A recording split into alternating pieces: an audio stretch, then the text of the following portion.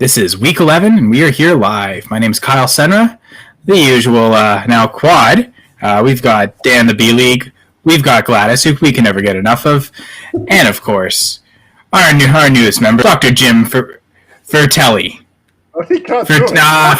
Ready. I'm so... I need to practice this better. Oh, my God. Yeah, Dr. Jim Ferretti. yeah, I think I had it that time. one job. One job. So, Dan, you should do the intros. Is what we're getting at here. Oh, my God. Yeah, why not? Welcome, everyone. How's everyone doing? Be better than my intro. Doing good. Very well. Happy Monday, everybody. We're going back to Dr. X. That's what we're doing. Yeah, you know what? I like that. I like that bond going. Dr. X. I can't possibly mess that up, right? Yeah. Well, you give it a go. I'm sure I could find a way. Hey, at least I'm not 0-10. Although there is no exact opposite. So again, congrats, Gladys. Seems like the Steelers are really killing it. And I mean, you got to be quite thankful for the Raiders, because otherwise it'd be like, the Steelers 10-0, but the Chiefs are 10-0. Like, that's much more impressive, right? So, I'm sure the NFL narrative is being pushed a little bit by that Raiders loss. So, good job, Raiders. Yeah. The sad thing is I'm an Oakland fan or a Las Vegas fan now, and that game had them losing in the last minute. I felt that so much. I actually turned it off with like 45 seconds left, and I was like, I don't want to watch this. And then I turned my phone later, and I was like, knew it. So yeah.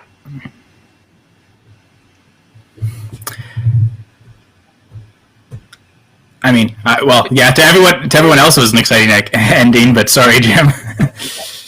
Dr. X. I mean, is it fair to say right now that we're Burrow? Is that fair? Ooh, segue. I love it.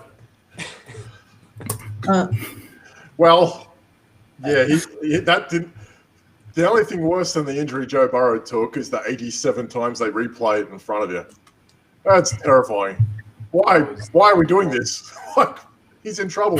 Kid's been cut it off. Career's in shatters. Let's just show it again. Terrible. Because there wasn't any football apparently all day to show other clips of football. No one else. We're going to show this guy like watch his ear go up in smoke. It's great. It would have been a good segue. You would have been like, now that his season's done, let's look at all the best passes from his rookie season, right? Like you could easily. There's ways, right? We're obviously not in charge of production for these podcasts, obviously. I think it's going to be before they start like showing Joe Burrow clips from this year with like Green Day, "Time of Your Life" like playing in the back. Oh like, no! Really hammer the nail. I mean, on the Bengals, nail the coffin shot on the Bengals host season. Oh man, that's not good. So that's uplifting. I mean, is that what buried their season? Just this thing? This is. Well, that didn't help. Yeah, no. Let's not trade or not pay or keep paying AJ Green. That's a good start. Let's use that to launchpad our season. Let's keep the 33-year-old receiver with soft tissue injuries around. It's a good plan. Let's do it. Yeah. It's a shame. The kid looked good for the 101 this year. I thought Joe Burrow had a pretty good year. He's on track to do some pretty cool things. And yeah, it's a shame. For sure. And Higgins started to come across too. That offensive line wasn't protecting him all year. It was inevitable that he was going to get hurt. I mean, from the very start, he's been running for his life. Yeah. It was sooner or later, it's going to catch up to you. Absolutely. Unfortunately, that was the case. Yeah. So what was it? It sounds like MCL, ACL, and everything else. Is that what we know? Yeah, so the story with that is, and this is one of those things where it's like, when you look at it, you don't need to be a doctor or ready to know that it's going to be bad. And they knew kind of right away that his ACL was torn. And as it turns out, after he got the MRI, his MCL is also torn, and they're looking for additional structural damage, which to me, the ACL, the MCL, and the medial meniscus all kind of go together. So I would not be surprised to find out that there was also a tear of his meniscus, even though that's not being reported yet. the whole thing basically is a mess. The good news is that he's young. There's already kind of like this hyperbole that it's like this is gonna like ruin his career. I don't think it will be the case. I do think he'll probably be ready for 2021 on time. So for all of you that are in seasonal leagues, obviously his season is over. We knew that kind of right away. But for those in dynasty leagues, I wouldn't start selling short. I wouldn't go into panic mode. And this may be something, thinking ahead, it could be a buying opportunity, because if the narrative is bad going into next season, he could be a buy low opportunity where he could come back. Maybe he misses a week or two, but most likely he doesn't miss any time at all unless he has some kind of setback. So it's one of those things to watch. And it's like just on the gruesomeness of the injury, people kind of tend to think that it might be worse than it is. It's not that much worse than just a straight ACL tear. And I don't think there's going to be any long-term side effects from that. I think it's just he's done for the year, and he should be back in 2021, hopefully doing exactly what he was doing before. Hopefully with a better offensive line. Hopefully with a better offensive line. After the draft, now they have something to focus on. Exactly. They could very well be in line now where they are at the point to get Penny Sewell, right? Is that right? Get somebody. Yeah, Penny Sewell seems to be the name that everyone, I know, as a Giants guy, everyone kind of said, well, we'll be down the bottom there. Penny Sewell out of Oregon next to Lemieux is the guy that will probably work for. He seems to be the first name that comes to mind with O-line. And I think he's also another guy out of Oregon, right? So if they keep losing and they keep down that, bottom 3, bottom 4, bottom 5, that'd be the right place to take him. So, not that there should be any silver lining with an injury as such, but at the same time, if you're going to get the top graded tackle in this year's class as a result, and that guy can protect that guy from these sorts of things happening, then you got some really interesting things to build on there for once. Yeah. I mean, Cincinnati has not historically been great with drafting, but when you look at that between Mixon, both of them are injured. They got some interesting pieces there, and to add onto it, I think it makes them an interesting team. They could turn it around quickly. It's just they got to kind of get their own way a little bit. So we'll see. But that's the good news. If there was good news for pro injury, it would be the things that I see reported is that this could be like something that's going to carry forward. I think that would be the case, obviously, but I wouldn't start selling my dynasty stock on Burrow just yet. It's unfortunate, but that's the silver lining, if there is one. The only maybe like fantasy consequence of next year, outside of, again, the chance he maybe misses a game or two, is he might run less. He's kind of maintained a solid floor with his rushing. First year back from that injury, he may not run as much. So that might be just the one thing, is his fantasy floor next year may not be what it was, what we were expecting this year, what we saw this year, but it shouldn't affect his ceiling. Like if he's still able to complete the passes and still able to make plays, then that should, again, with over offensive line, it should help that. Yeah. I don't think much is going to change at all, preliminarily speaking, but we'll have to wait and see. But there's nothing about it that says like this is a career ender type thing right now. I mean, a lot of it can change, but that's where we are right now, and that's kind of the beauty and the horror of doing like injury analysis is things evolve over time. And we've even seen that with some of the guys that we've talked about already, like Christian McCaffrey, where in week 2, he was supposed to miss 2 weeks. We're going into week 12 and he's played exactly once since then.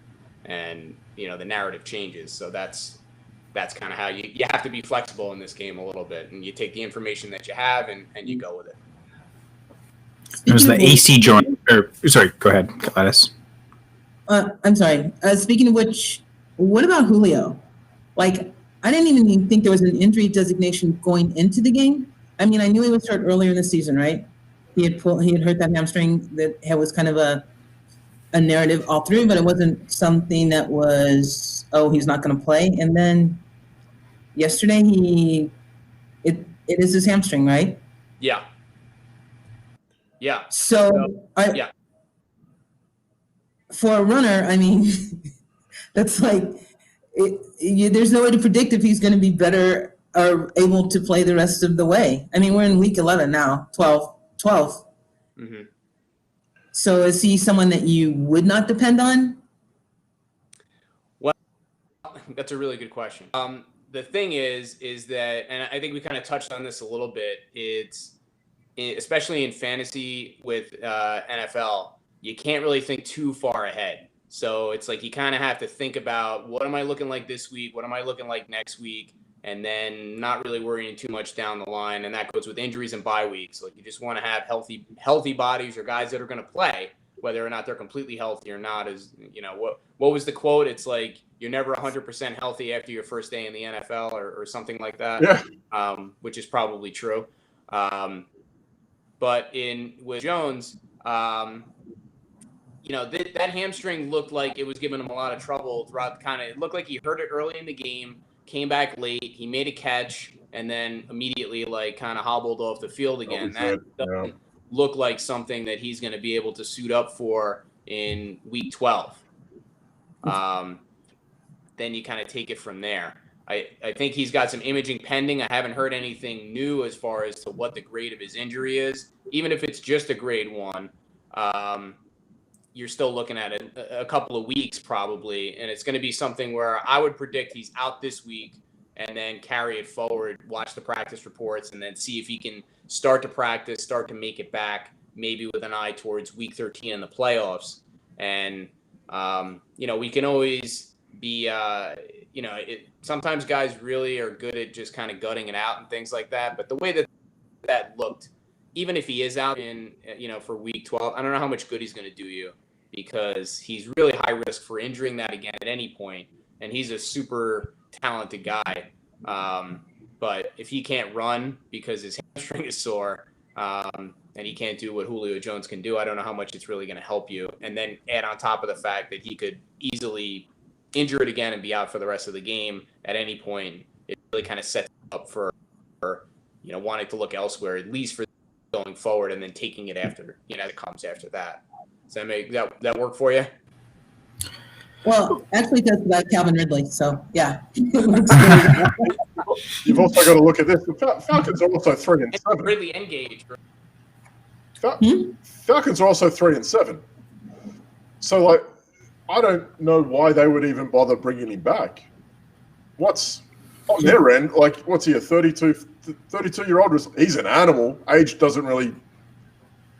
shouldn't really have much to do with how good he is. 3-7. I don't see why. I don't see why you bring him back if this is a repeat flare-up from this year. What are you going to do? Win more games? At this point, is that the plan, to win more games? You could guys have a lot. They play with a lot of pride and want to be out. Oh, there. Sure. No, I'm all for pride and all that. I'm also all for making sure your prize player is good, and I think he's legitimately the only. Calvin Ridley's really good, and he's going to get better. He ain't Julio. This is a thing where you got to protect Julio at this point. You can get a few more years out of him still. Protect the boy. 3-7 for what? For sure. It's a shame. It's a shame. It's a good point, and this is something that we're going to see as we get closer to the end of the season. It becomes more and more of a factor of these guys getting shut down because the team has, quote unquote, nothing to play for. I'm sorry, it's the Matt Stafford corollary. That's it. It's week 12. You should be done by now. This is it. Matt Stafford should be finished. I'm surprised he played last week. Yeah, but in those kind of cases, you have coaches that are playing for their jobs too. Yeah. This guy came in at they were 3-1 prior to their game against New Orleans this week. After Dan Quinn, he was 3-1. Was he 4-2 now? So something like 3-2, whatever he is. So he's done all right. Yeah, I think so. Yeah, it was something like that. So I think maybe he is coaching for his job, or maybe there's a massive claim at Atlanta as well. Matt, they gave the Saints. I'm going to have enough to say about that later. It's coming. But I'm going to let that simmer. But they gave the Saints. I was watching this game, and every time I looked, the Saints had the ball. I'm like, what's Matt Ryan doing? Like, I had no idea what was going on. You never saw him with the ball. Very little, which is the problem. I had no idea. So we'll see what happens. What did I have a bit of a question because it seems to have been forgotten about because it seemed minor at the time. Thursday night, Kyler Murray, AC sprain, throwing shoulder. He played it off, and I have a fair bit of Kyler Murray. I'm sure a lot of people who are listening right now do too. What do you make of an AC sprain on a throwing shoulder? I feel like that's gone, obviously with Burrow and Julio, I feel like this has kind of gone under the radar a bit. Obviously, 10 days break as well helps, but if you could give some insight to that, that'd be absolutely. And that's a really good point because they did kind of forget about that, right? Like it happened on Thursday, and we talked about it last week about how AC joints kind of, in my experience, tend to be some of the most underplayed injuries that you run into in fantasy football or sports in general, but fantasy football especially. And it's on his throwing shoulder. If it wasn't his throwing shoulder, probably not as big of a deal. And the thing is, I'm just going to cut straight to the chase. This could be a problem. This could be a problem for him. He can make some of that back because he can run and he can do some great things with his legs and he can throw maybe short and intermediate passes. But just look at, he played it off. That's what I expect him to say. That's what they all say. That's what the coaches always say. He's fine. I'm fine. We're fine. Everybody's fine. And yet he could be out for a couple of weeks. We'll have to wait and see like how things are progressing. He does have 10 days to heal up, which helps. But this is his throwing shoulder. And think about his stat line. Somebody mentioned, it's like, well, his stat line was, I think it was like 200 and something yards and 2 touchdowns. How many of those yards and that touchdown was thanks to D-Hop making that miraculous catch at the end of the game? If he doesn't make that catch, what's his line look like then? Hopkins. Was that 2 weeks ago? That was 2 weeks ago. But okay, Hopkins. Forget I said. But to be fair, a lot of Hopkins passes seem to have been a bit more shorter than normal.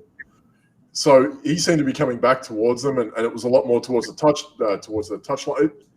I understand where you're going with this as well. He's going to have trouble throwing the ball, regardless. After 10 days, he's going to have trouble throwing the ball. Whether or not he goes out there, which he might or he may not.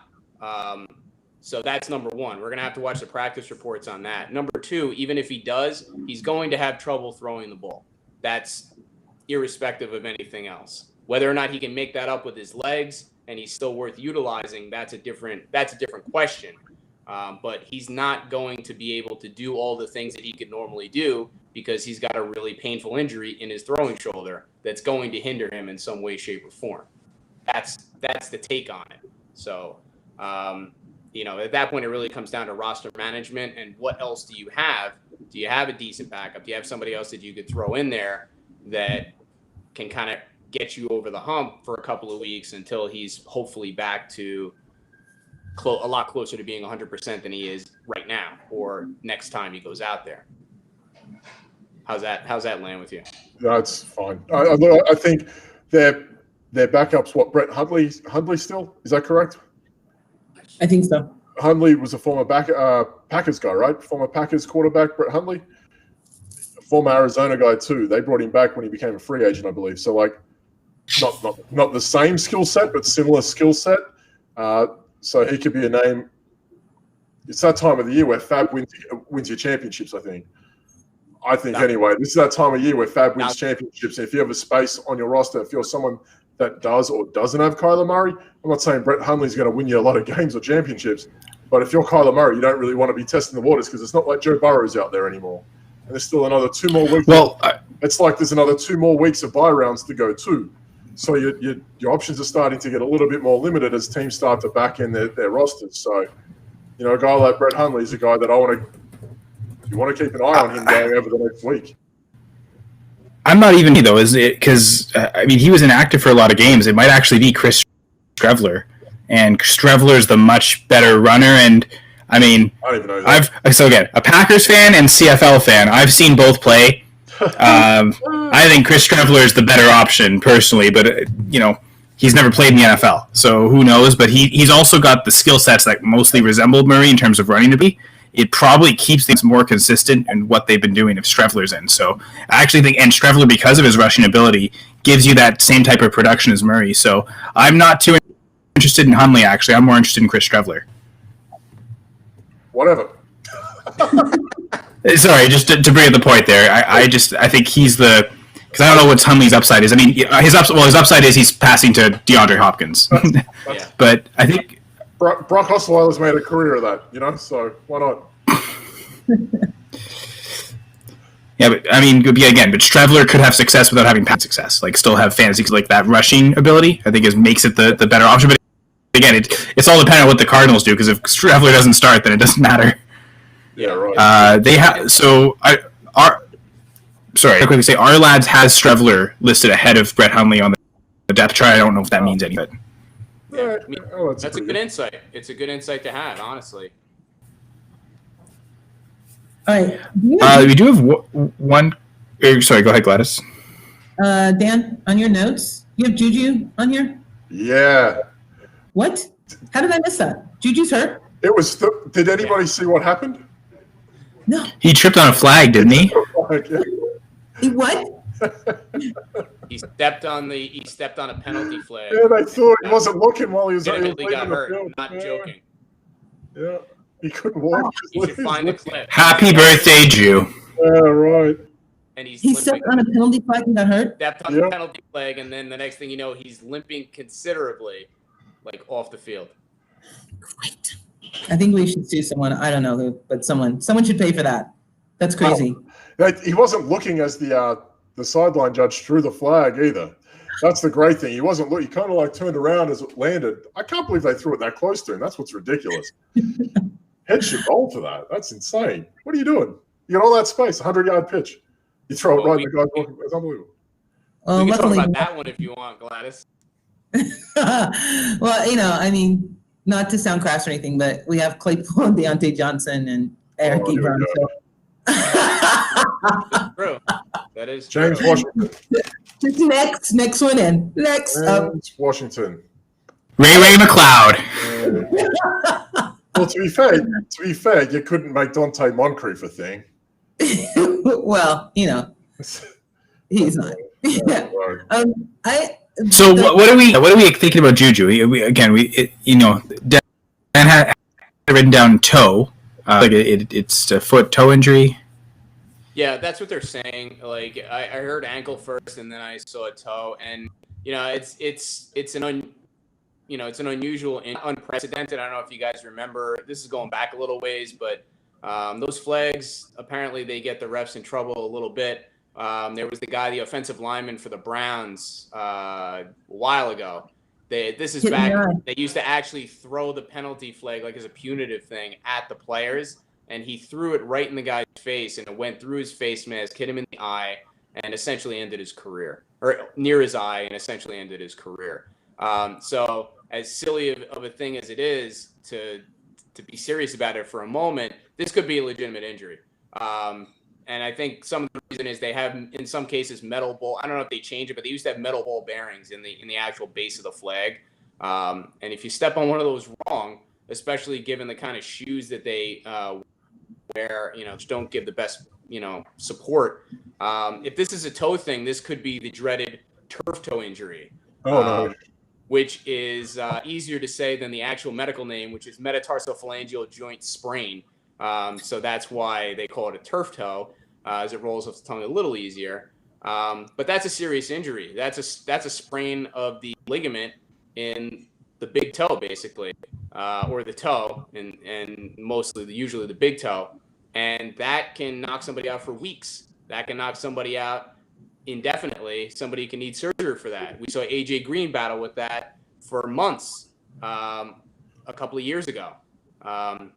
So this is something that hopefully it's nothing serious, but it very well could be. So it's a good thing that the Steelers have, all those guys that they could bring in next man up and all that. But for fantasy purposes, it's something that you want to have somebody else there. You want to be targeting those other Steeler wide receivers that might be out there. James Washington is one that comes to mind that probably isn't owned in a lot at this point, unless it's a really deep league.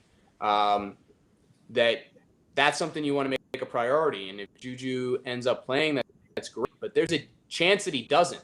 And not just for this week, but forward. And I don't want to be like a catastrophizer or anything, but as silly of an injury as it was, sometimes end up being serious. And I mean, it's the opposite of the Falcons, right? They're 10-0. Like, they don't need to rush Juju back. Like, they know that if they win Thursday, they've basically won the division. Obviously, they have their sights set on the first overall seed, and I guess they're only one game up on the Chiefs, but like they're not going to be clawing tooth and nail to make the playoffs. So that might also help to kind of rest up. We got bigger goals this year than just winning one particular game in the regular season. Right. Just to go to some listener. Oh God, I'm sorry.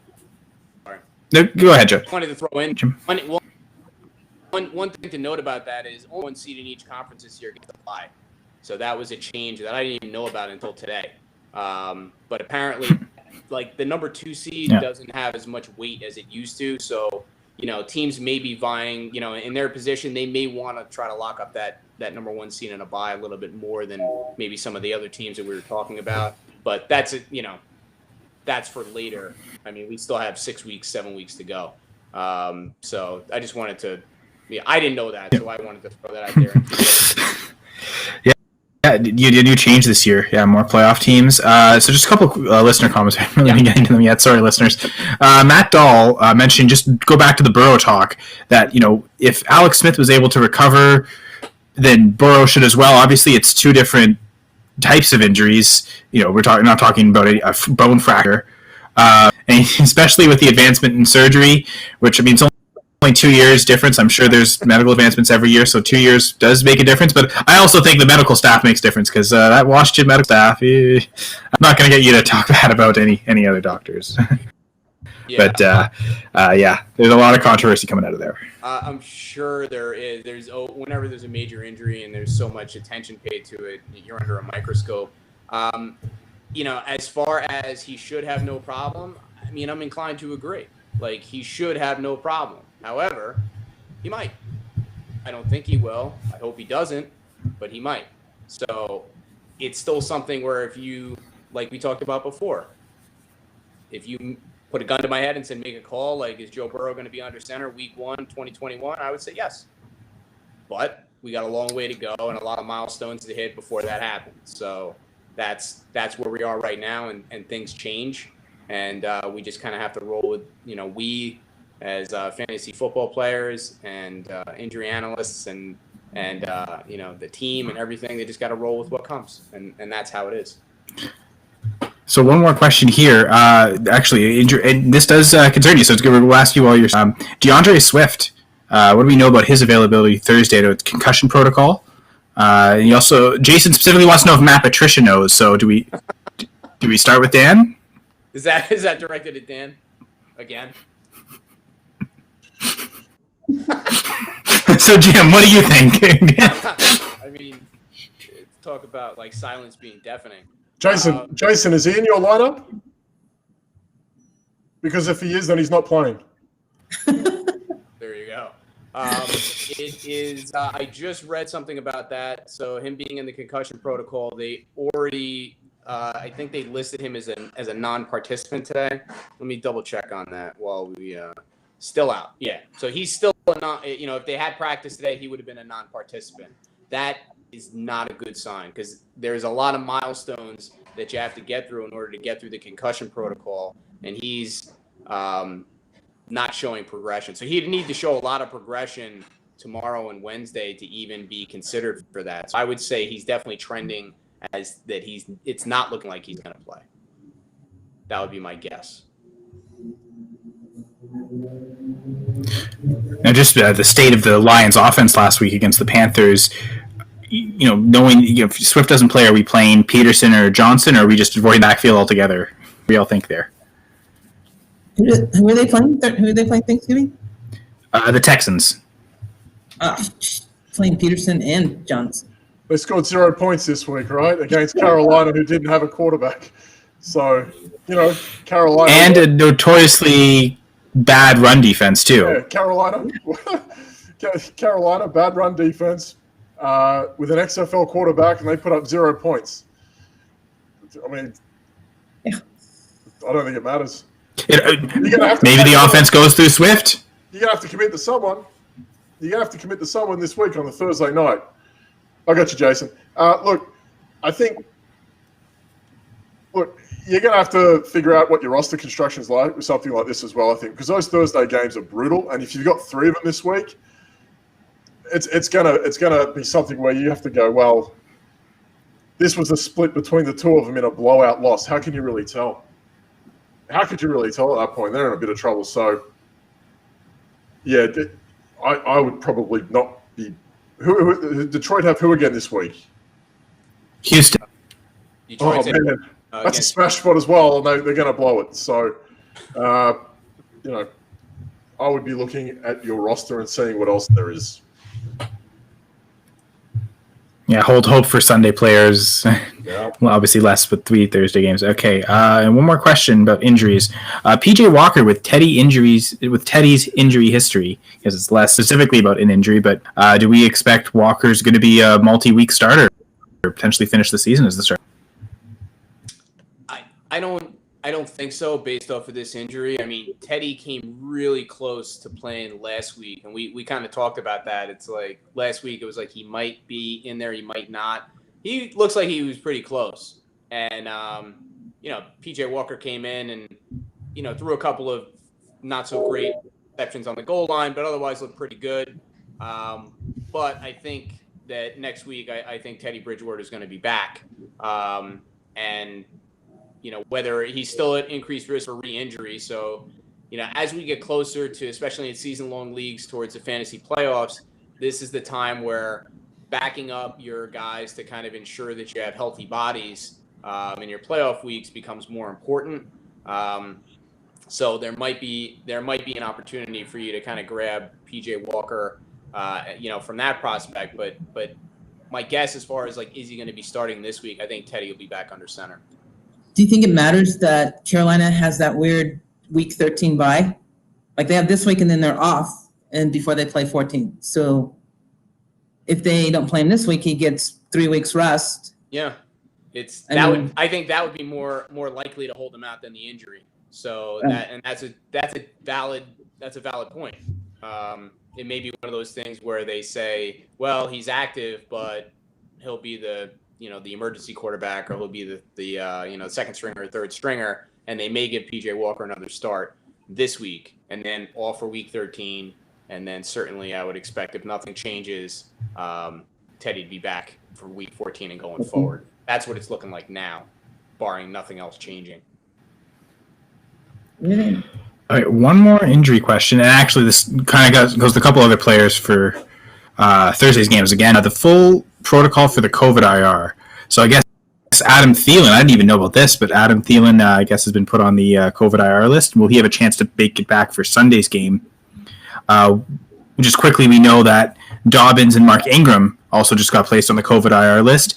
And I think them playing Thursday is not enough time. They need to go through, I believe with them it'll be a while because I think they both tested positive. So right. Maybe, Jim, do you have more specific information about that? Yeah. So the way that it works, at least in the NFL, the way I understand it is once you test positive, or if you have a high risk exposure, then you kind of get separated and then they test you again. And there was the incident with Stafford in the beginning of the year where he tested positive, and then it turned out that he then tested negative every other time. So it was what they call a false positive, which is the test is positive, but you don't actually have the disease, in this case, COVID. So they're probably going to run another set of tests on everybody, and presuming that those come back positive as well, or if they have symptoms. So if you have a positive test and you have symptoms, then you're pretty much presumptively positive at that point. So let's assume, for the sake of argument, that all of these cases are not false positives, that they all legitimately have contracted COVID-19. The COVID protocol is, I believe it's 3 weeks. So the players that end up testing positive, I think they end up getting put on the IR. At least that's what they talked about in the beginning of the year, was COVID IR being 3 weeks of being out from the time of testing positive and then going forward. So if that's the case, then you're looking at kind of the same situation with Myles Garrett. He was out last week, he's out this week, and he might be out next week as well. So you're looking at a minimum, depending on the time frame, you're looking at a minimum of 2 and maybe 3 games. So that's definitely not, what you want to hear if you're any of those player owners. But this is the time that we live in, and this is the reason to kind of, you want to maintain that flexibility, and you want to always be mining for players that could potentially help you 1 week or 2 weeks down the line, because you just, like, football isn't dangerous enough, right? Like, guys get injured all the time, and now it's like, now they can even not be injured and, contract, a disease that can knock them out for 2 to 3 weeks just by being there. So that's basically the take on that. So we're kind of a wait and see right now, but if they're all legitimately positive, then they're not going to be playing this week and probably not next week either. So wait, Myles Garrett didn't play this week? No. No. He's out with COVID. And Carson Wentz was still that bad? Okay. I don't think it takes Myles Garrett. I think. Well, Dan, to your point, I think the good Carson Wentz was the Philadelphia or Philafragula, whatever you call it. They're just terrible. All right. Now, with clarification with Thielen, because yes, with Dobbins and Ingram, they have tested positive. So, and I think even if they come back as positives, I don't think there's enough to play. So they're for sure out Thursday, and then it's Right. question mark right now for week 13. So but with Thielen, he didn't actually test positive. He's on the COVID list, which means he might just have a high risk exposure. Yeah, like Roethlisberger last week, right? And Stafford a couple weeks ago, and they ended up playing. Right. So I think he needs five consecutive negative tests, I believe.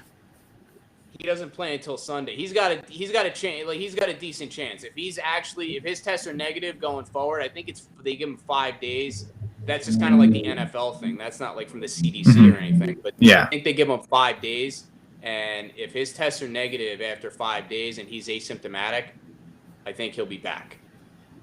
So we could find out today that Thielen's a go. So that's going to be something to pay for. Obviously, have provisions in case, but he at least has a chance to play this week. That's something to track during the week, and I think if he's just a high-risk exposure, he doesn't develop symptoms, and all his tests are negative, then he's got a decent chance to be back. Last question for Dr. X. Any chance we see Kittle again this fantasy year? I think I know the. Well, so that, I mean, we're going back a little ways here. So what did they actually say was his thing? Like, what happened to him? I know whatever it was bad. But it's like, when these things happen, they kind of like, they leave my memory, and I focus on the guys that are injured like now. So what actually happened to him? Why do I feel like it was an ACL sprain? Why do I feel like it was that? Let's see, foot, fractured cuboid, and that happened back on November 5th. I think, this is very similar to, if you guys remember, Greg Olsen from a couple of years ago when he was with Carolina, kind of in the same area, and he ended up missing, I think it was like 4 or 5 weeks, and then he came back, and then he re-injured it again, and then he was out. So the chances of him coming back this year, I think the injury can heal up in time where he can come back this year. The question is going to be, thanks, Jason, that they may not want to bring him back because the 49ers may not have anything to play for at that point. That's more to the issue. And if and when he did come back, he would be at high risk to re-injure it again. But he's kind of looking at 5 weeks, something like that on the average from when he got hurt, which was the beginning of November. I think he could make it back just on the nature of the injury itself. Whether or not they want to bring him back or whether or not he ends up then not getting re-injured after that would be a separate discussion. But if the question is will we see him again, I think we could. He's not completely done. For what it's worth, San Fran are only 2 games back. LA play tonight. Arizona lost, so they're only 2 games back of the Cardinals and the Rams. If the Rams do lose tonight, their run in Dallas, Arizona, Seattle. So there's 2 conference games there going in. If they do happen to be within, I mean, look, they have the Rams. They got Buffalo and Washington before that, so they have to get to that point in Dallas at week 15 to be a shot. I think Chicago. I'd have to double down on this week's results. Chicago, I think last week we were talking about it at 5 and what were they? 5 and 5, 5 and 4, whatever they were. They were the next best seeded playoff team as a wild card. So San Fran, they were the best team outside of the wild card spots at 5 and 5. Everyone else was 6 and 3. San Fran aren't completely out. They just need to go on a run. And I know that sounds easier said than done. If they had to go on any form of a run, they're going to need Kittle because the rest of their team is garbage. And if you come on, Richie James, this is where we're at. Listen, look, if they get Raheem Mostert back, different story because guy's a monster. Should be. I thought Michael Hasty's better. Okay, I'm kidding. Yeah, I'm only half kidding there. Sorry. But I'm just saying, like 3 weeks, if they can get a couple wins in the next 3 weeks, that run home, I mean, at least with divisional games, like you're a chance in those, especially the way that the NFC West is played out, they can get on a bit of a run. You know, they might get him back in, and that could be a difference. But for the fantasy, weeks 15, 16, decent enough matchups with Dallas and Arizona, will it happen? I doubt it. Well, let me paint a picture for you. If you're sitting pretty right now and you've got a spot on your roster, what might it look like for you to be, coming off your bye in week 15 and you got George Kittle coming back for you because the guy that had him dropped him because he needed to pick up somebody else? I mean, that to me is very interesting. So if you're lucky enough to be in that position, which for the record, my team is not, but if you are, and you're, 10-1 or 9-2 or something like that, and you got room at the end of your bench and somebody dropped Kittle because he was going to be out, I think that's worth the speculative play. And sometimes those lottery tickets, you can hit big with those. So that's the way I would be approaching it. If you need all right, now quick play, then I would. Sorry, we just we're kind of pressed for time. Quick, one last question is: any news on Paris Campbell or Austin Eckler? I haven't heard anything, so I'm not sure if there is. Yeah. Okay. Yeah. Now I can hit this quick. So Eckler, the rumor is he might be back this week. He was really trending. He's trending in a good direction, and week 12 would put him about 2 months removed from his actual injury. So week 12 is a possibility. Week 13 is looking good. Paris Campbell, I haven't seen or heard anything from him in a while. So it's really not looking good on multiple fronts. There's certainly other playmakers there that they want to get out there, and Pittman's really established himself. But you think Paris Campbell got injured back in week 2, and I really haven't heard anything since. So nothing there is telling me anything that he's anywhere closer to coming back. And I know you guys are pressed for time. I just want to hit a couple of quick hits, and then I'll let you guys do your thing. Okay, sure, yeah. So, LaMichael Perrine, high ankle sprain, probably done for the year or any significant part of the year. So the ageless one, Frank Gore, all of a sudden has significant value.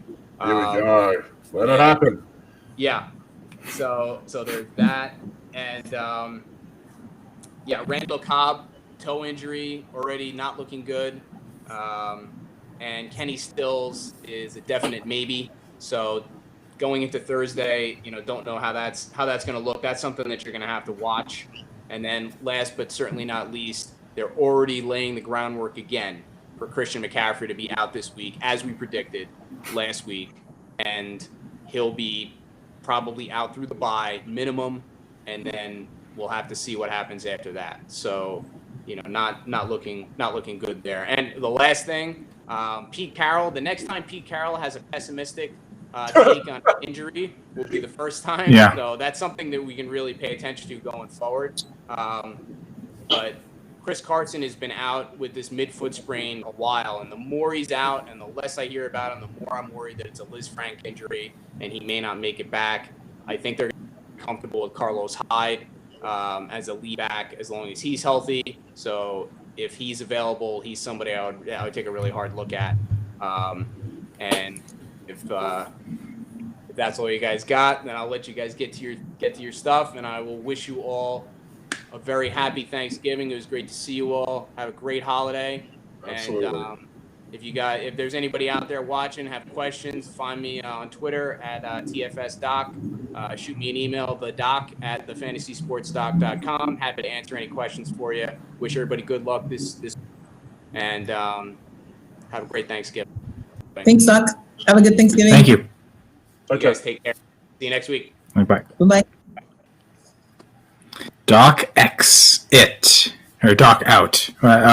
Anyway, moving on to the Monday night preview. So, my horrible puns aside, we've got Rams and Buccaneers. Well, it's not the Jets and it's not the Bears. Let's go. Yeah. So right now, it's Bucks by 5. Which that's gone up in the last 48 hours. I think it was Bucks by 4 just Yeah, it's come up a bit. years ago. So it's pushing more towards the heavy favorites for the Buck, or more favorites towards the Bucks.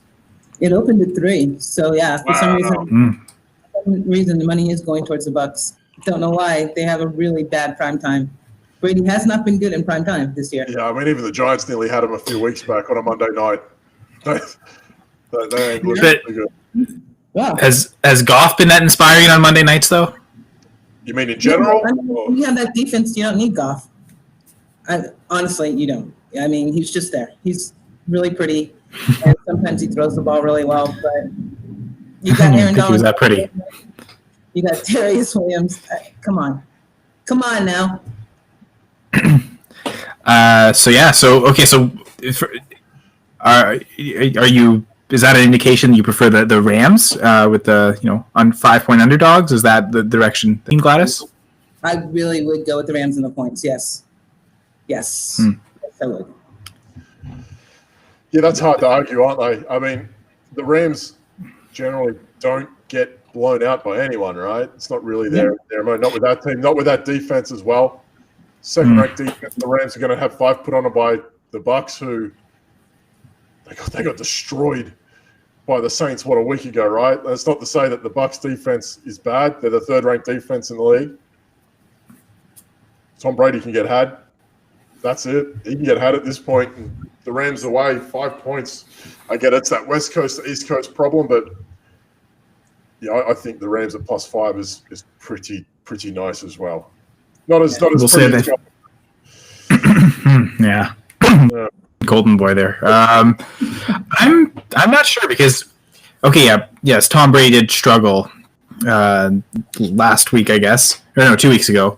But we've also really struggled against heavy pressures, such as what the Bucks have been able to produce most of the season, really. And I know Matt Dahl's mentioning Bucks O-line versus Rams D-line. I actually think the opposite. I think the key here is, can that Rams offensive line keep Goff clean? Not. I think that entire offense could potentially just fail, and suddenly it looks like Havenstein's playing. Obviously, with Andrew Whitworth being out doing his knee, that's a big deal. That left tackle there's the stalwart of the NFL. And I only just saw now Ali Marpet was doubtful. I haven't got any more news on that. Ali Marpet's a big piece of that Bucks line as well to keep Tom Brady upright. And that was a concussion, so I haven't seen it in news. I would assume that he's out. If he was doubtful yesterday, I'd be surprised if he's going today.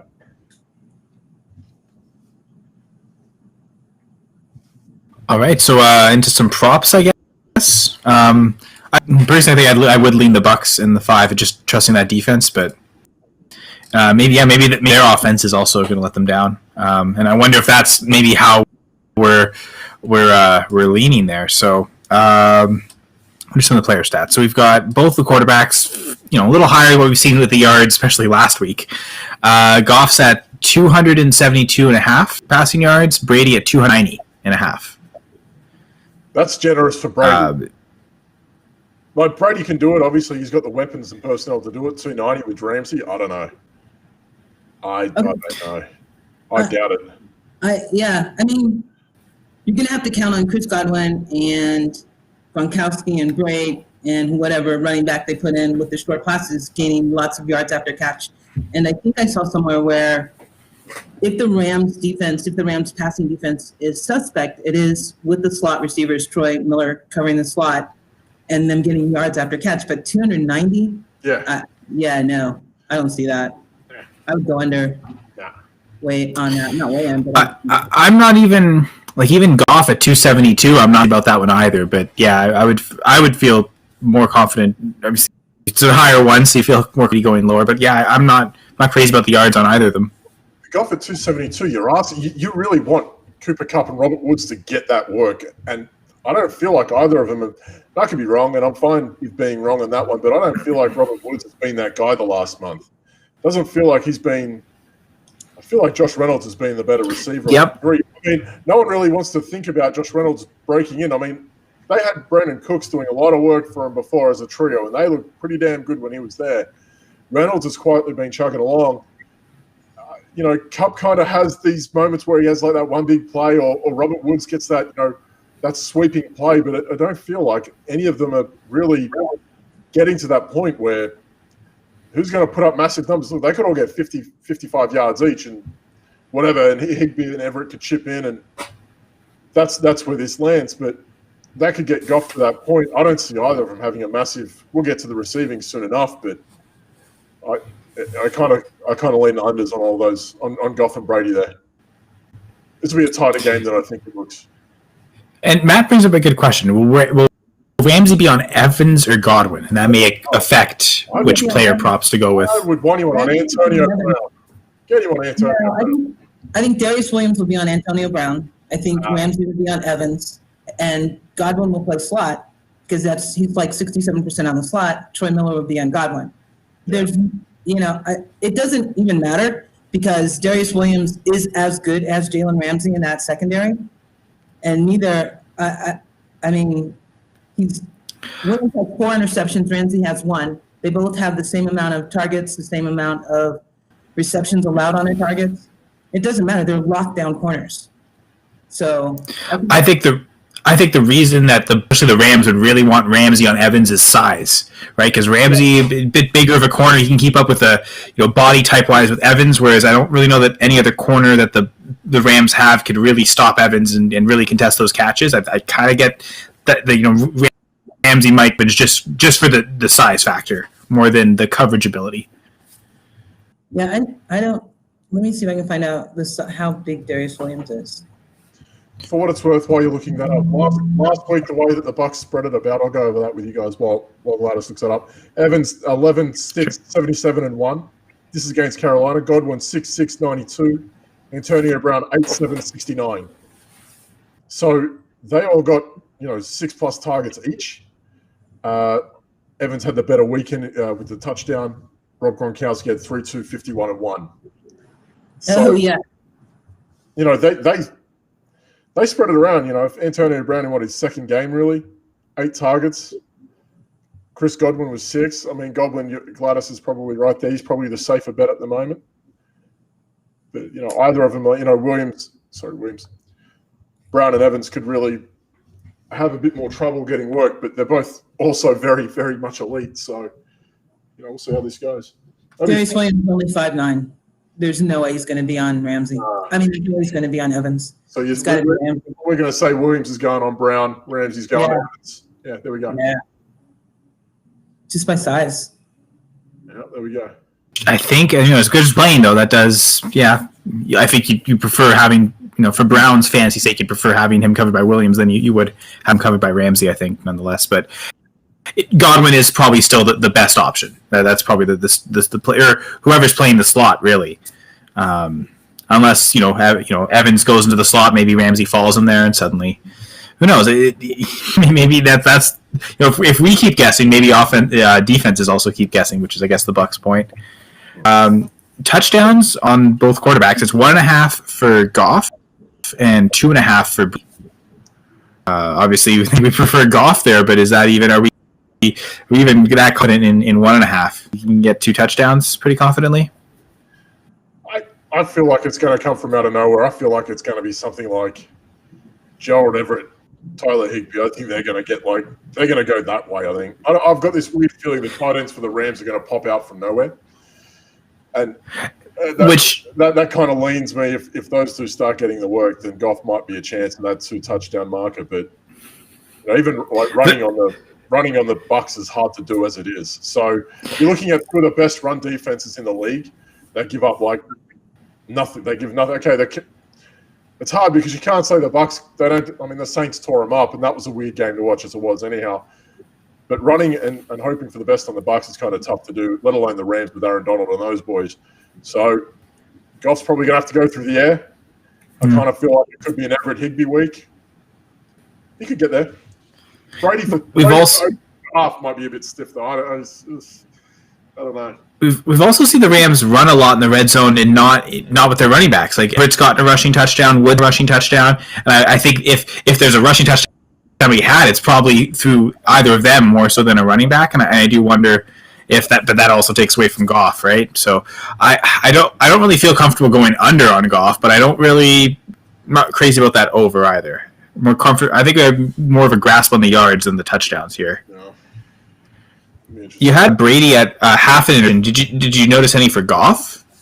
No, I didn't look at Goff, but I just thought Brady because he just, Monday night prime time. I thought Brady had a half an interception. That's what they're giving it. But yeah, that's happening. That's happening. Well, that's what I was gonna say. I think both quarterbacks are pretty. Seth was also there. I would say. I think it's more likely Goff throws an interception than Brady just because he's got quite a lot of it. But a half interception. I think, yeah. So I put this in the rundown. Goff has a 37.1 passer rating under pressure. Tampa has the second most pressures with 120 in the league. So if Goff is a little skittish, tonight's probably not that night you're wanting to be. They can get to Goff just as well as anyone else. And, Goff's a chance at a fumble or an intercept at least. He's fairly, to be fair, he doesn't really, I don't feel like Goff turns it over that much like someone like a Jones or a Wentz where it's just panicking. Like Goff will protect it a little bit better. He'll get it away. But you're right. Like he's a chance at an intercept with that sort of pressure he's facing. Needs to say I do like it for Brady too, but I would like that for both quarterbacks actually. I'm surprised if it's not at a if there's a parlay there. Yeah. Anyway, we get to the ground game. Unless Gladys, you had anything to say about the quarterbacks? No, we're good. All right, so Henry 30.5 rushing yards. Malcolm Brown 24.5. Gets a little higher for the Bucs players. 54.5 for Rojo and 31.5 for Leonard Fournette. Just because we've been talking about how little the run defense is. First off, is there any that we're feeling confident under here? Sorry, I should also add, I think Cam Akers had like 19.5. I think. And that's me being, off the top of my head, being a little generous. I feel like it was 19.5. I'd have to double down on that. But, look, Rojo would have to really screw up again for Fournette to hit 31.5. Because I don't think Fournette hasn't looked that good outside of receiving. We'll get to that in a moment. I kind of like Henderson at 30.5. I think he'll get there. I think he can get there, and that'll be on sheer volume alone. Like 10.5 attempts, they've got him at the over-under for that, for rushing attempts, 10.5. We're looking at 30.5. What's that, 3 yards a carry? Can he get that? Probably. I like that.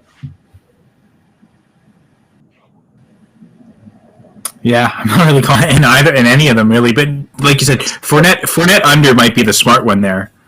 They don't have it that high. Only 31, right? So they did lower it down, so it's tough to go under that. But I told you guys in our little group chat before this happened. I feel like there's going to be a lot of unders this week. Like I was looking at this, I'm like, oof. Like I'm looking at the receiving. We'll get to that in a moment. Cooper Kupp under 60.5. Oof. Like Mike Evans 55.5 with Jalen Ramsey. Oof. Like all of it just seems unders. Smashing the others this week.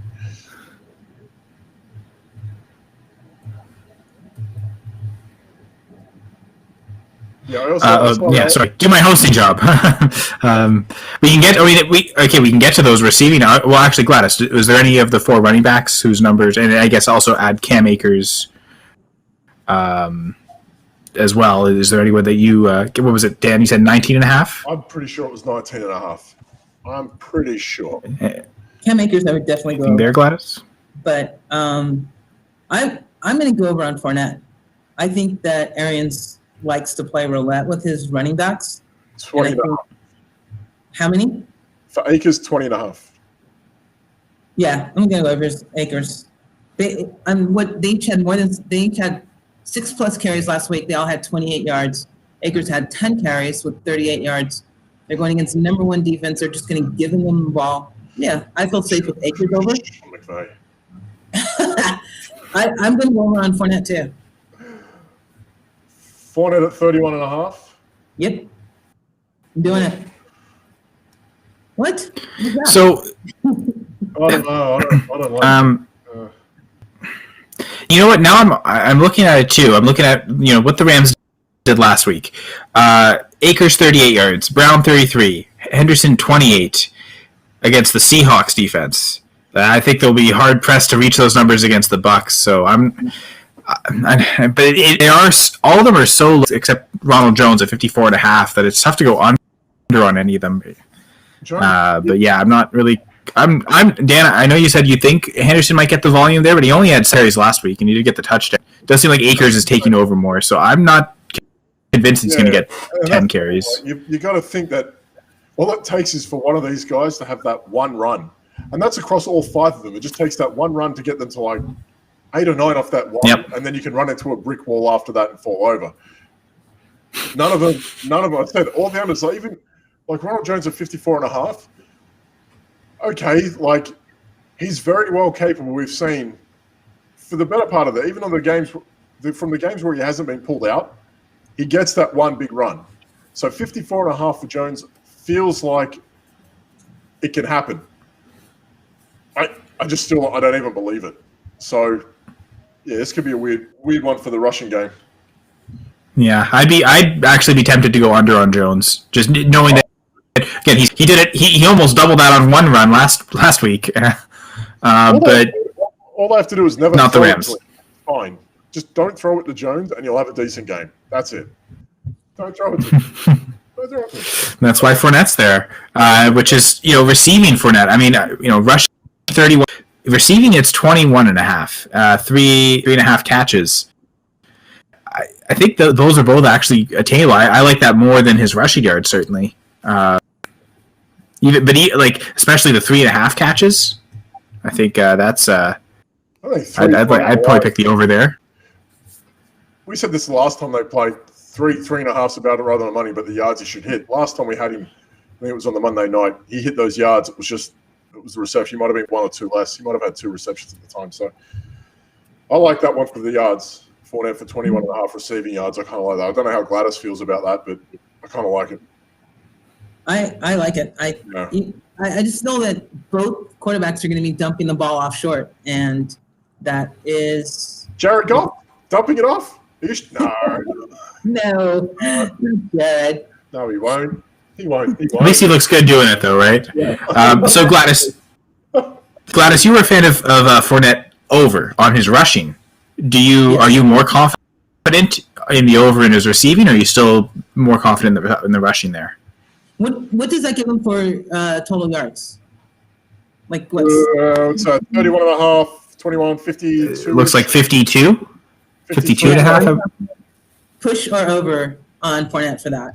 So I'm confident on both. I think he's going to go over on both. I don't trust Arians to go with the so-called hot hand.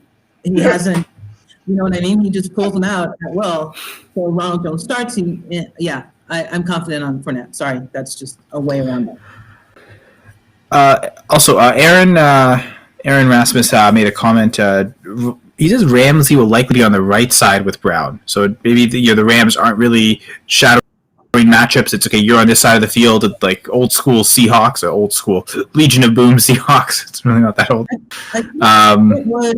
like a thing with Ramsey this year that he didn't want to stay on one side of the field. He wanted to shadow the best wide receiver because he felt that he was being slighted in his cornerback ratings because he wasn't shadowing the best.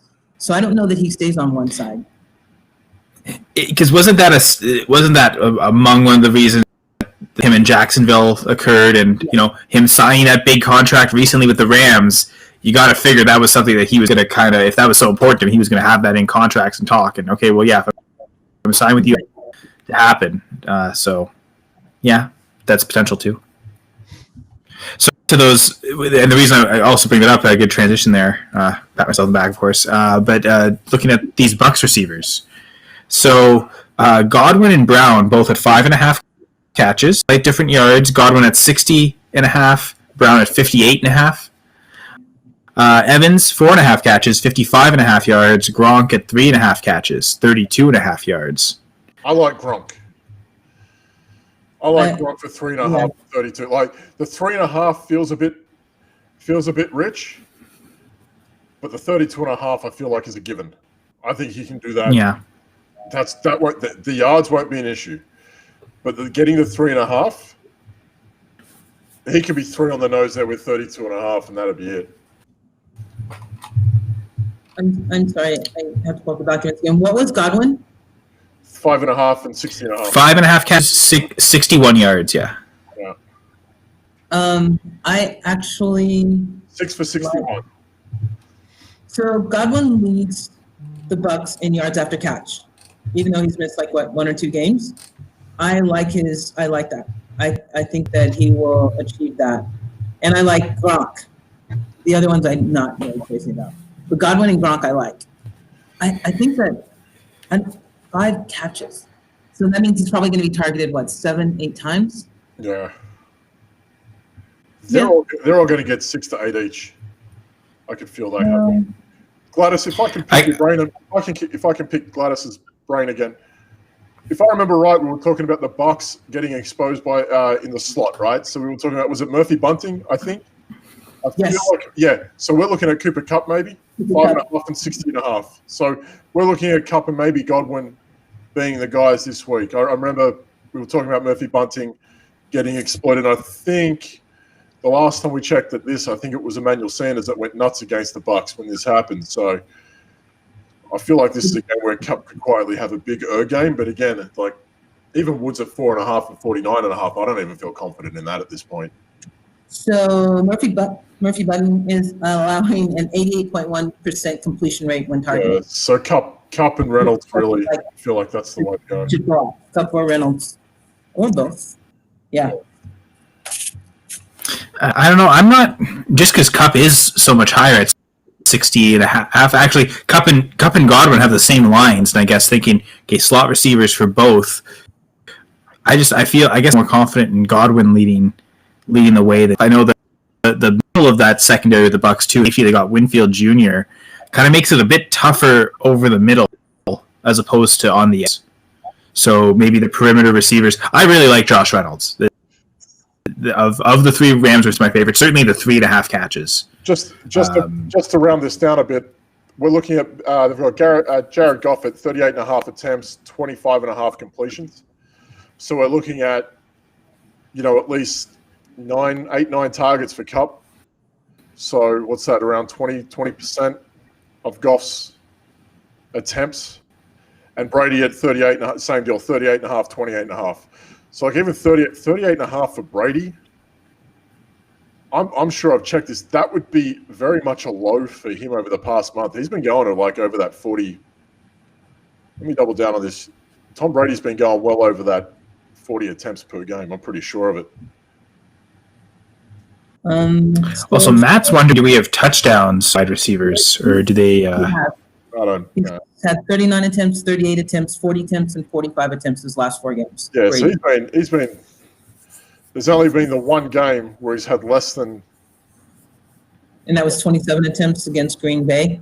Yeah, that's going back till week. Since week 2. Yeah, since week 2, he's only had one game with less than 38 pass attempts. So that was Green Bay, and then I think Carolina week 2, New Orleans week 1. He's had 38, 46, 41, 45, 40, 38, 39 pass attempts. And that's with Ronald Jones. I think last week again he broke one for 100 yards as well. So to think about that whole series was Jones running it for 1.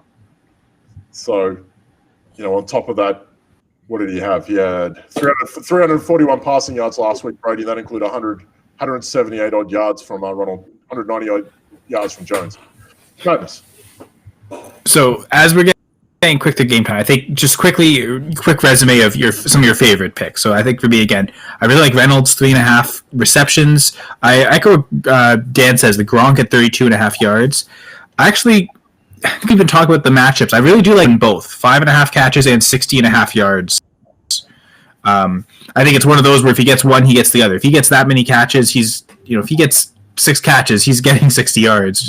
Gladys already mentioned leading the Bucs in yards after the catch. So, so I think those three would be my favorite: Reynolds, Godwin, and Gronk. We got Reynolds the catches, Gronk the yards, and Godwin for both. We've got Higbee. Any preferences? We got Higbee at the same as Gronk, 3.5 for 32.5, and Everett is 2.5 for 21.5. So even Everett at 2.5 for 21.5. That's. I told you I kind of like the tight ends in this week's matchup. I feel like they're going to just be dunking it, especially for the Rams. If Goff is under that much pressure, he's going to look for the closest man possible. So. It could also be a red zone thing where they're counting yard touchdowns. So I think with Everett, I think I'd prefer the catches. Yeah. Even 3, I think you can get to 3, but I don't know. The yards, it's maybe a little riskier there, I think. Yeah. Gladys, any preferences for you? Yeah, Godwin at 5.5 and 60.5 yards. I actually like Reynolds at 3.5 and 43.5. Feels easy. And 43.5. Yeah, I think that's doable, easy do. And I'm going over on Fournette on both the receiving yards and the rushing yards, and I'm abstaining. And I think, can over on interceptions quarterbacks. Yes. Half. Yeah, that might be the biggest smash of them all, just with these pass rushes, these defenses. All right, so that's it for the Monday night preview. As Monday night's about to kick off any minute now, so at this point, if we keep previewing it, it's gonna do anything. So again, last minute, busr.com/going for 2, 20% bonus offer when joining. Probably can't get to this games, but we're 3 days away from 3 more games on Thursday, so enjoy that. Was there any other? Dan gives a quick recap of Sunday. So we already mentioned that. I don't want to talk about that. 2 are getting benched. I'm guessing the Packers. No, it was the Burrow one actually. All right, listen here, Mr. Packer. Aaron Rodgers is a 1-point favorite underdog. How do they mess that up to Phillip Rivers? 28 points at halftime. I'll let you take the mantle. 3 points. 3 points in the second half. Oh boy. I think. Well, and Colts defense answers the question: are they a legit defense or not? And they can bully these lesser teams, but how do they do against really good offenses? They played great. I thought that defense had an incredible second half. The coverage was really good. The pressure was. It was never insane like it was in the Bucs game, but they always managed to be doing something. I know Buckner had a key tackle on Rodgers on a play where he looked like he could have ran for a first down plus for a lot of yards, and ultimately fumble and over really cost it. The Packers could have won that game, but they didn't. Nope, they didn't. My only parting shot is on Thursday for the DFS. You can get in on the Going for 2 charity and put your money to good use, and then try to win for your Thursday turkey game. What else are you going to be doing on Thanksgiving except eating and watching football? You might as well play, and you might as well give to charity while you're doing it, so you won't feel so bad after you stuff your face. That's all I have. Yeah, I already started looking at the slate a little bit on DraftKings just to see what the prices are, and I think I've got a couple of roster idea for that. So. Remember, pick up Gus Edwards because Dobbins and Ingram are out. Oh, yeah, Gus Edwards minimum price is like a free. He's $4K, so yeah, Maybe they'll have to throw it to Marquise Brown once. Maybe with these running backs. Although I will say he dropped a pass that he should have caught, and it's man, the guy complaining about not getting enough targets really can't drop a pass. So No, you can't call yourself Des Bryant. Hey, does Des Bryant become the wide receiver 1 on the Ravens and the number 2 overall target next to Mark Andrews just because Marquise Brown has been that disappointing and they have no other choice? Yeah, I'm playing him on this.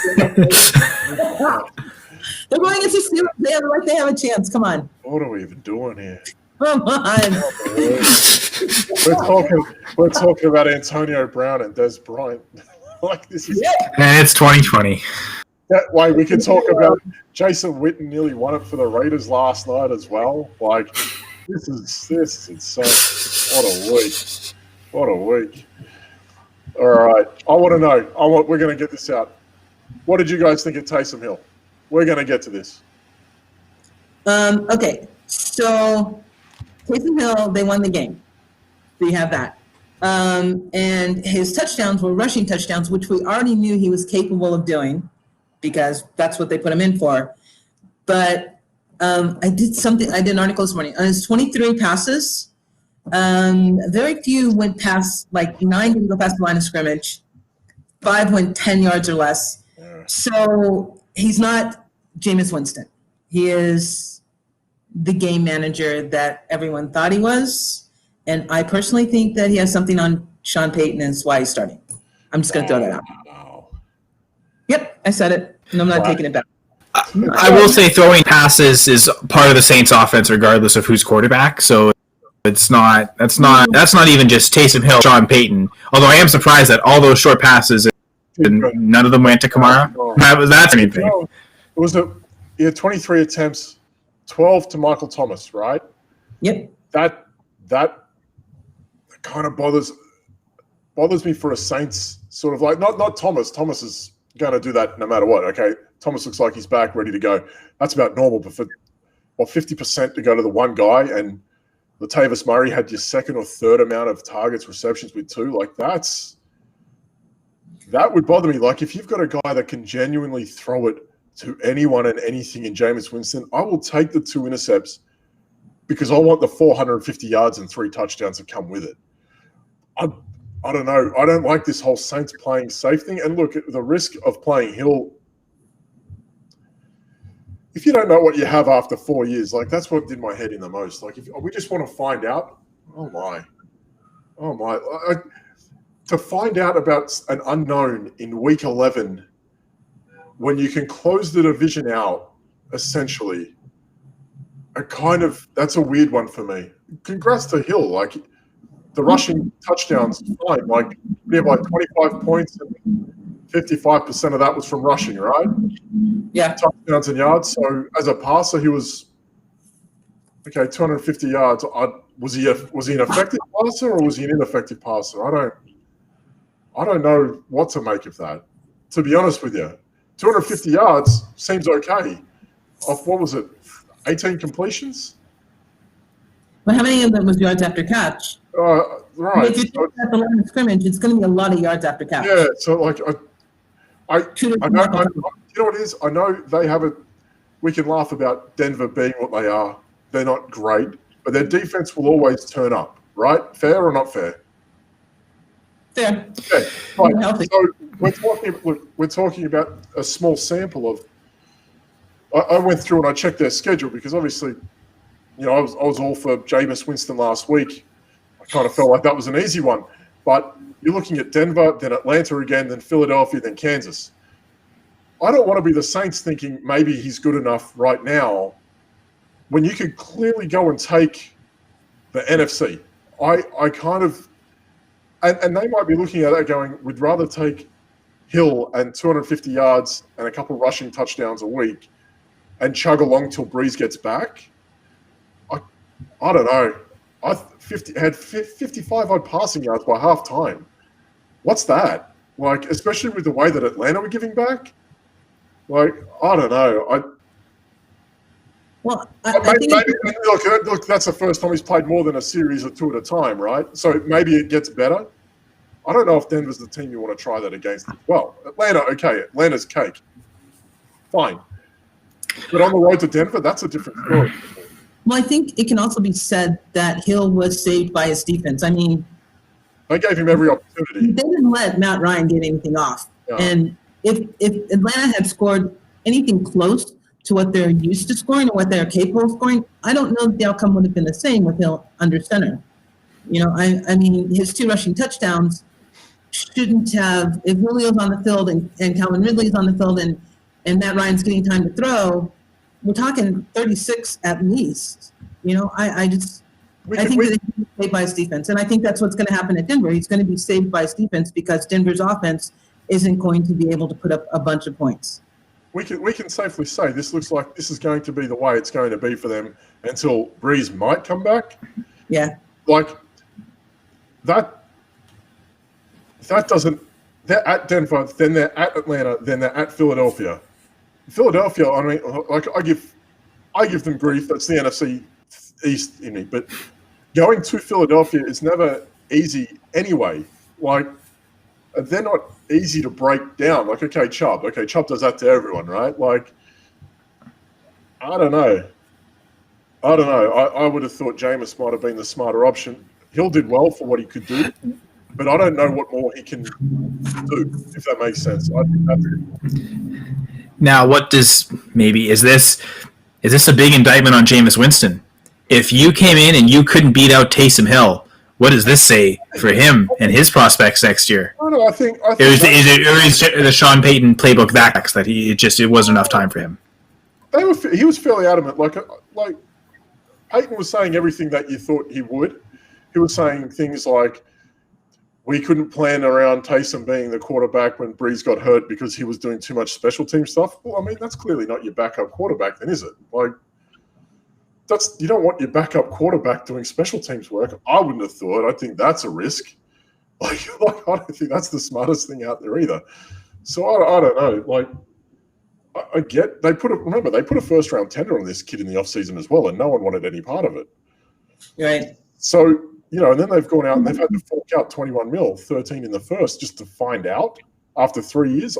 My mind is blown by everything that they've done. And cool, you got Jameis on the cheap. They could have had Cam Newton on the cheap too. Like, I understand where this is. Jameis is a great understudy. Turnovers are one thing, but like what he does with the ball as well, like yards, touchdowns, he finds receivers. That game should have been over by halftime against Atlanta. Atlanta are terrible. It should have been over by halftime. It shouldn't have been that difficult. It shouldn't have come to him tuck in and run. I mean, if I had Alvin Kamara, I'd be bothered by that. That's the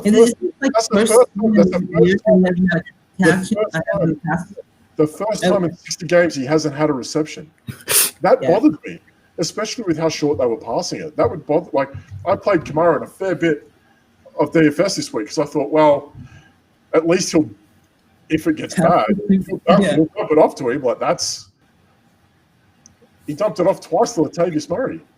Twice. Like, that touchdown upside for Kamara. Like, Drew Brees ain't running.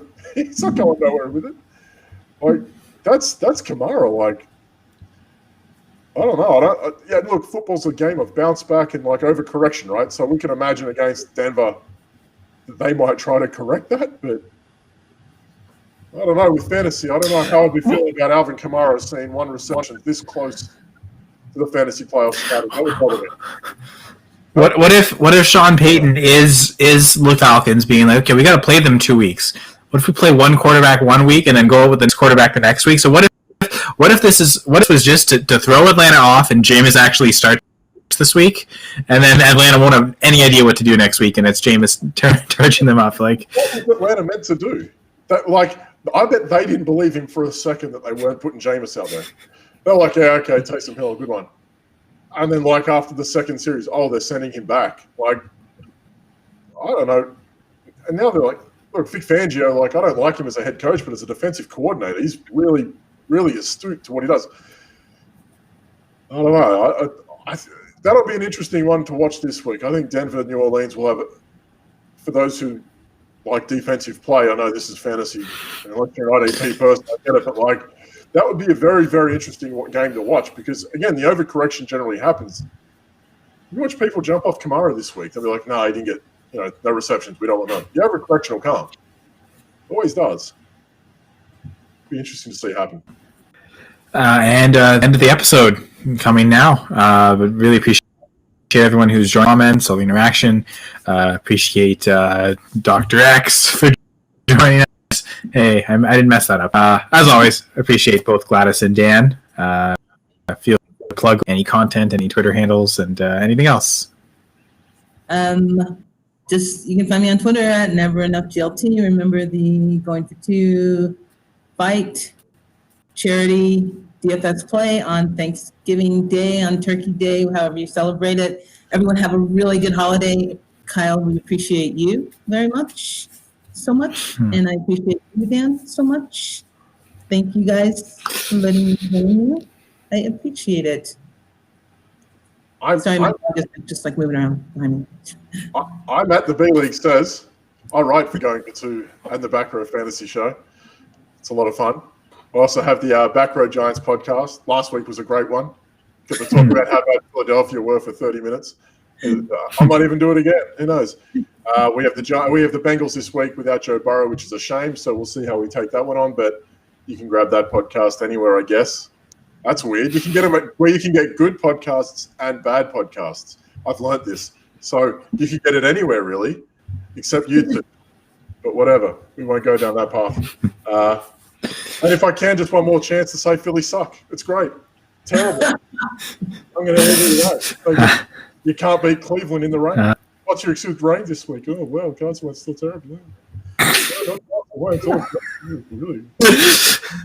All right, so we're not at the end of the episode. We are about to begin Dan's 5-hour rant on why the Eagles are frauds. And even then, we'll have to basically force him to stop. Okay, Dan, 5 hours is too much for people to listen to. No, I can go for 10 more hours. Oh, that's so down. Oh, my God.